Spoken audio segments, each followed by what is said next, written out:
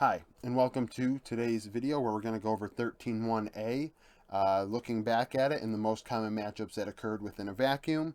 Last year I did this for each patch and then had a cumulative video at the end of each split and at the end of the year to just kind of put a bow on the year. What were the most common champion matchups? What was the meta, if you will? I understand that there are an infinite amount of variables that go into why a matchup goes the way it does. Player diff, itemization, ruin diff, team diff, region diff. It goes. I could go on for days, right? Everybody knows that there's tons of things. That's why I try and use a sample bigger than 10. Obviously, we get a better idea of what the matchups look like at the end of the split. The most common ones usually occur around 100 times or so, and you can get an idea of how that matchup goes in pro once you're hitting those kind of digits. Now, keep in mind, too, because some people like to think that these matchups are swayed by the West, that this matchup goes one way in the East, one way in the West. So, these numbers, 13.1a, the LPL played on this patch for over 5 weeks. They just stopped playing on it today, so 5 weeks and 2 days.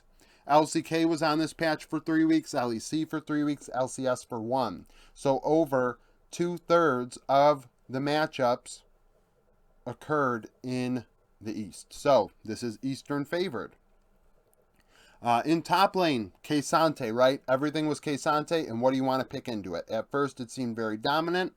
25 times we saw Renekton into it. Renekton came out ahead slightly, 13-12, so coin flip, 52%.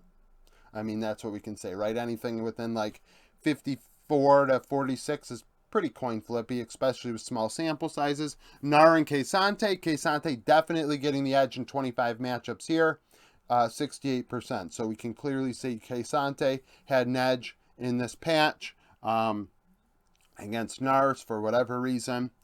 Jax and K'Sante. Jax 58% by the end. Jax seemed like a good counter off the start, and in the end does grade out as a decent counter into K'Sante.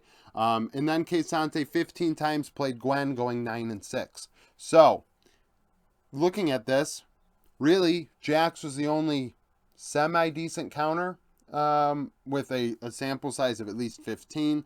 I know Sion did good on this patch in general, but it didn't happen. I think it only happened 11 times, so it didn't make the list.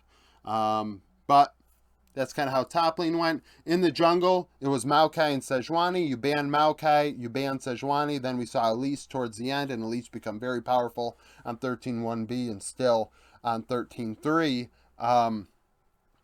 But we did see 51 Maokai Sejuani matchups. Maokai would come out ahead 34-17. I don't think that surprises anybody. Maokai is extremely broken. 40 times we saw Wukong into Sejuani, and that was pretty much a draw, 20-20. Maybe missed a matchup here or there, but it is a draw on my stat. So, you know, kind of flip a coin. A lot of people probably think Sejuani. I do. I think Sejuani is number 2, at least number 3, but all in an S tier with Maokai. But Wukong did make a push for there. It does well into the Sejuani, or at least better than what we would think. 38 times Vi into Wukong. Vi had the edge 63% of the time. It was a lot bigger at first, and then over time it kind of, I don't know, like it kind of started to even out a little bit more, if you could even say that. 63% to 37 is not even by any means, but it was more lopsided than that at the beginning of the split. And then 29 times Vi into Sejuani. That's pretty much coin flip. Vi winning 15-14. So, what can I draw from that, really? I mean, Maokai was extremely broken. Wukong was a little bit better than I think I may have given it credit for. And then Vi is actually good into Wukong, at least stats-wise. Obviously, like I said, there's tons of variables into why something goes the way it does. People can say, oh, well, actually, it doesn't work, like, theoretically, it should not work out that way, but that's how it did in these smaller samples. Mid lane, a little more diverse. Oh, darn. I forgot to do something on this board. Just 1 second. Sorry about that. I forgot to put down the total amount of champions picked. In top lane, 27 champions were chosen. 22 champions in jungle. and 26 in mid lane. So we're seeing a diverse champion pool being exhibited in this patch. 26 times in mid lane, 17 being the most common between Sylas and Azir, Sylas and Akali. You see, then it goes Sylas Azir, Akali Azir, Ryze Azir. So it was a mix of either Ryze, Ryze is last, Jesus Christmas, not Ryze, Sylas, Azir, and Akali. Those were the three most common matchups in a triangle. Akali, 53% across 17 games. I mean, that's whatever. Sylas, 63% into Azir. So Sylas getting a decent edge, but obviously it's only 16 games. Akali, Azir. Azir very dominant in that one, 79%. It makes sense. A range into melee matchup is very lopsided. And then in 12 matches, Ryze and Azir, Ryze has the edge probably 7-5. So very close on that front. But we do see that, and it makes sense. Azir has a good edge over Akali. Azir was considered to be the strongest pick, along with Sylas in mid lane on this patch. Bot lane, 19 champions chosen to play in the AD carry role, or APC role, whoever the bot laner was. 58 times we saw Lucian into Zeri. Lucian won 52%. So a lot of people think, East-West, that affects this matchup. The East playing over 2/3 of the games on this patch, and it's only 52% in favor of Lucian, so I frankly think it can go either way.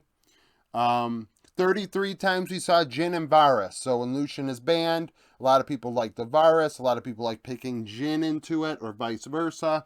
Varus won 58% of the time. Obviously, Jhin is one of those champions a lot of people do not like at the moment.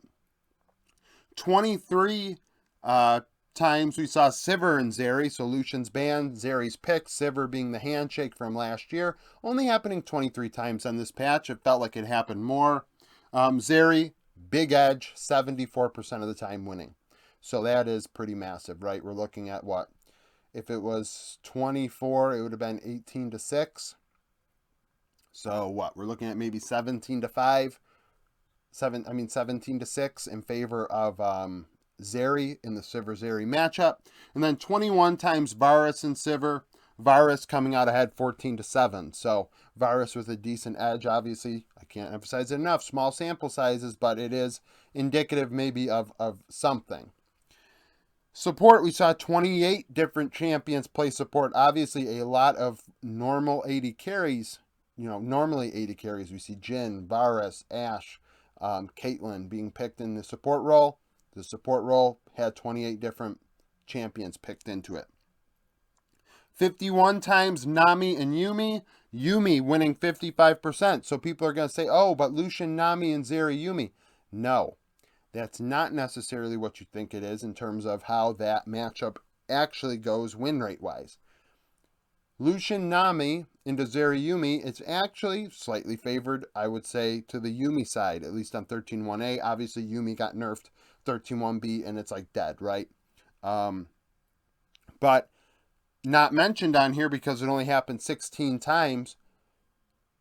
Nami into Lulu, so you ban the Yuumi, Lucian, Nami into Zeri, Lulu, Sivir, Lulu.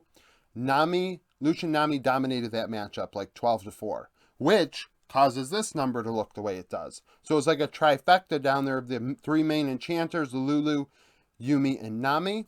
So Nami, Yuumi has the edge 55%. 35 times we saw Heimer and Ashe. We saw a lot of Ashe. If Ashe isn't banned, you pick the Heimer into it for a ranged matchup, and it's literally who can push harder in lane. And Ashe won 52%, so it was a toss-up between Ashe and Heimer pretty much. 25 times Lulu into Yuumi. Lulu winning 72%, so it's a trifecta, like I said. Yuumi beats Nami, Nami beats Lulu, Lulu beats Yuumi. That's kind of just the way that the numbers worked out. And 74%, 72% is a lot in 25 games. I mean, you're looking at, I don't know, what we were just talking about, what, 18-6 is 24. It's 75%. Maybe you're looking at 18-7, something in that range, which is, decently lopsided. And the way I think we think about that matchup is, a little different than the way the numbers actually panned out. And then at 20 times, we saw Heimer and Karma. Heimer winning 55%, so that's like 11-9. Obviously, that could go either way. That's, anything between 55 and 45 is kind of toss-up territory with, matchups this small amount. But, 13-1A, a more Eastern patch.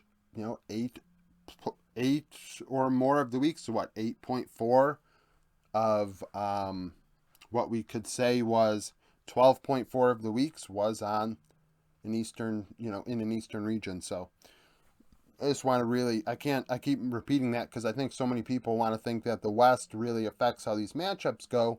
And maybe on certain patches it does. And I'm not lying that East and West things end up being different, but these numbers are definitely more Eastern influence. So thank you for watching this video. If you liked it, like it, subscribe to the channel for daily League of Legends content, follow me on Twitter, join the Discord, become a YouTube member, and thank you for watching.